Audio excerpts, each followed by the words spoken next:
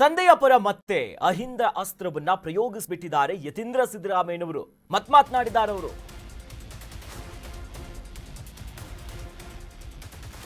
ತಂದೆಯ ಪರವಾಗಿ ಮತ್ತೆ ಬ್ಯಾಟ್ ಬೀಸಿದ್ದಾರೆ ಯತೀಂದ್ರ ಸಿದ್ದರಾಮಯ್ಯ. ರಾಜಕೀಯ ಶಕ್ತಿ ಬರಬೇಕಂದ್ರೆ ಎಲ್ಲರೂ ಕೂಡ ಒಟ್ಟಾಗಿರಬೇಕು. ಹಿಂದುಳಿದ ವರ್ಗದವರೆಲ್ಲ ಒಟ್ಟಾಗಿ ಇರಬೇಕು. ಕೊಪ್ಪಳದ ಹೊಸಹಳ್ಳಿಯಲ್ಲಿ ಯತೀಂದ್ರ ಅವರು ಕೊಟ್ಟಿರುವಂತ ಹೇಳಿಕೆ ಇದು.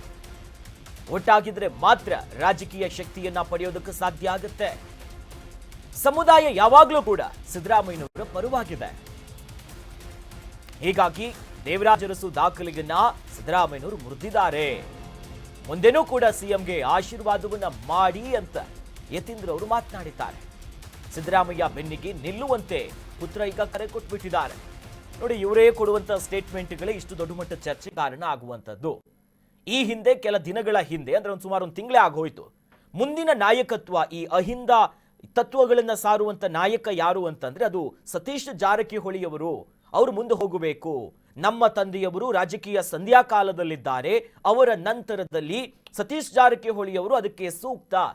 ಹಿಂದುಳಿದ ಸಮುದಾಯವನ್ನ ಇವರು ಬೆಳೆಸ್ತಾರೆ, ರಕ್ಷಿಸ್ತಾರೆ ಅನ್ನೋ ನಿಟ್ಟಿನಲ್ಲೆಲ್ಲ ಬೇರೆ ಬೇರೆ ರೀತಿಯಾಗಿ ಮಾತನಾಡಿದ್ರು. ಅದರ ಬೆನ್ನಲ್ಲೇ ಈಗ ವಾಪಸ್ಸು ಕೊಪ್ಪಳದ ಹೊಸಹಳ್ಳಿಯಲ್ಲಿ ಒಂದು ಕಾರ್ಯಕ್ರಮದಲ್ಲಿ ಮಾತನಾಡ್ತಾ ಇದೇ ವಿಚಾರವನ್ನು ಪ್ರಸ್ತಾಪ ಮಾಡಿದ್ದಾರೆ.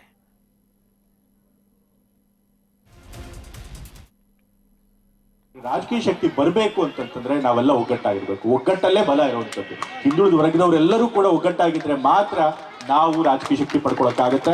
ನಮ್ಮ ಸಮುದಾಯ ಯಾವಾಗಲೂ ಕೂಡ ಒಗ್ಗಟ್ಟಾಗಿದ್ದು ಯಾವಾಗಲೂ ಕೂಡ ಸಿದ್ದರಾಮಯ್ಯ ಅವರಿಗೆ ಬೆಂಬಲ ಆಶೀರ್ವಾದ ಮಾಡಿದಿರಿ. ಹಾಗಾಗಿ ಅವರು 2ನೇ ಬಾರಿ ಮುಖ್ಯಮಂತ್ರಿಗಳಾಗಿ ಇವತ್ತು ದೇವರಾಜ ಅರಸು ಅವರ ಇಷ್ಟು ದೀರ್ಘಾವಧಿ ಮುಖ್ಯಮಂತ್ರಿಗಳಾಗಿದ್ದರು. ಆ ದಾಖಲೆಯನ್ನು ಮುರಿದು ಕೂಡ ಇವತ್ತು 7 ವರ್ಷಗಳಿಗಿಂತ ಹೆಚ್ಚು ಕಾಲ ಇವತ್ತು ಮುಖ್ಯಮಂತ್ರಿಗಳಾಗಿ ಸಿದ್ದರಾಮಯ್ಯ ಅವರು ಮುಂದುವರೆದಿದ್ದಾರೆ. ಸೊ ಅವ್ರಿಗೆ ಏನಾದ್ರು ಈ ಸಾಧನೆ ಮಾಡಿದ್ರೆ ಅದಕ್ಕೆ ನೀವು ಕೊಟ್ಟಂತ ಬೆಂಬಲ ಆಶೀರ್ವಾದನೇ ಕಾರಣ. ಈ ಮುಂದೆನೂ ಕೂಡ ಒಗ್ಗಟ್ಟಾಗಿ ನಿಮ್ಮ ಬೆಂಬಲ ಆಶೀರ್ವಾದನ ಸಿದ್ದರಾಮಯ್ಯ ಅವರು ಕೊಡಿ ಅಂತ ಈ ನಿಮ್ಮಲ್ಲಿ ನಾನು ಕೇಳ್ಕೊಳ್ಳೋದಕ್ಕೆ ಇಷ್ಟಪಡ್ತಾನೆ. ಮತ್ತೆ ಇತ್ತಾನೆ ಹಿಟ್ನಾಳ್ ಸರ್ ಅವ್ರು ಹೇಳ್ತಾ ಇದ್ರು, ಗಂಗಾವತಿ ತಾಲೂಕಿನಲ್ಲಿ ಸುಮಾರು 72 ಕೆರೆಗಳನ್ನು ತುಂಬೋದಕ್ಕೆ 140 ಕೋಟಿಯಷ್ಟು ಹಣನ ನಮ್ಮ ಸರ್ಕಾರ ಕೊಟ್ಟಿದೆ ಅಂತೇಳಿ. ಗಂಗಾವತಿ ತಾಲೂಕು ಅವ್ರು ಯಾವತ್ತೂ ಕೂಡ ತಂದೆಯವ್ರಿಗೆ ಬೆಂಬಲ ಕೊಟ್ಕೊಂಡು ಬಂದಿದ್ರಿ. ಈ ಬಾರಿ ನಮ್ಮ ರಾಜಶೇಖರ್ ಹಿಟ್ನಾಳ್ ಅವ್ರು ಗೆಲ್ಲೋದಕ್ಕೆ ಸುಮಾರು 16,000 ಓಟ್ನಿಂದ ಲೀಡ್ ಕೊಟ್ಟಿದ್ರಿ. ಅಷ್ಟೇ ಅಲ್ಲ, ತಂದೆಯವರು ಕೂಡ ಹಿಂದೆ ಕೊಪ್ಪಳದಲ್ಲಿ ಲೋಕಸಭಾ ಚುನಾವಣೆ ಸ್ಪರ್ಧೆ ಮಾಡಿದ್ರು. ಆಗ್ಲೂ ಕೂಡ ಅತಿ ಹೆಚ್ಚು ಗಂಗಾವತಿ ತಾಲೂಕಿನಿಂದಲೇ ಓಟ್ ಲೀಡ್ ಕೊಟ್ಟಿದ್ರು ಅಂತ ತಂದೆಯವರು ಯಾವಾಗಲೂ ಹೇಳ್ತಿರ್ತಾರೆ. ಸೊ ಹಾಗಾಗಿ ಅದಕ್ಕೂ ಕೂಡ ನಿಮಗೆ ಕೃತಜ್ಞತೆ ತಿಳಿಸಲಿಕ್ಕೆ ಇಷ್ಟಪಡ್ತೀನಿ.